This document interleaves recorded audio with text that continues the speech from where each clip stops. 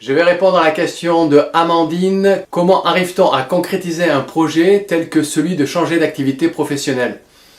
Alors changer d'activité professionnelle, effectivement, c'est un projet sur le long terme. Ce n'est pas le même genre de décision que de partir 15 jours en vacances à l'autre bout de la planète. Partir en vacances, c'est du court terme. Changer d'activité professionnelle, c'est changer de quotidien sur le long terme. Donc, concrétiser un projet tel que changer d'activité professionnelle, à mon avis, ça commence par beaucoup de visualisation du projet. C'est-à-dire avec le plus de détails possible de comment on souhaite que la nouvelle activité fonctionne. Donc visualiser le plus clairement possible ce que cette nouvelle activité va nous permettre de vivre au quotidien, de la liberté que cela va nous apporter, du bien-être et également de la liberté que l'on souhaite avoir auprès de nos proches. Donc la première étape à la concrétisation d'un projet de changement d'activité professionnelle commence par le fait de rêver, imaginer, beaucoup visualiser de comment sera ton quotidien, les gens que tu as envie de côtoyer avec cette activité, imaginer ton espace de travail, l'aménagement de ton espace de travail, visualiser les outils si cette activité est artisanale, imaginer les déplacements dans la région où tu veux t'installer, imaginer les modes de communication pour te faire connaître. L'idée est de vivre émotionnellement par la visualisation le projet que tu as envie de concrétiser. L'étape suivante, ça va être de confronter ce que tu imagines avec la réalité. Cela va se faire en rencontrant celles et ceux qui sont déjà dans l'activité. C'est une étape importante qui va te permettre de te rendre compte qu'il y a deux manières de gérer son activité professionnelle, que l'on peut catégoriser de la manière suivante: celles et ceux qui sont satisfaits de leur activité parce qu'ils font ce qu'il faut pour qu'elle fonctionne, et les autres qui ne sont pas satisfaits, qui se plaignent et qui normalement te décourageront de te lancer parce que eux-mêmes n'y arrivent pas, parce qu'ils ne font pas ce qu'il faut pour que leur activité fonctionne de manière satisfaisante. À partir de ces deux premières étapes, tu as déjà une carte, un plan qui se dessine du parcours à effectuer, avec un inventaire approximatif des étapes à réaliser. Pour mesurer le potentiel économique de ton projet, tu peux réaliser une étude de marché en créant une fiche d'établissement Google ou une page pro Facebook ou Instagram sur lesquelles tu communiques sur ton projet et tu diffuses des photos de ce que tu projettes de faire. Pour cette étude de marché, Amandine, tu peux me contacter, je t'aiderai volontiers à la mettre en place. Et à partir du moment où tu auras des réponses des gens qui auront vu ton projet et qu'ils seront en demande de ton service, alors à ce moment-là, tu seras conforté sur la faisabilité de ton projet. Tu n'auras plus qu'à t'équiper, rencontrer des gens et kiffer ta nouvelle vie professionnelle. C'est exactement ce qui arrive à tous mes élèves.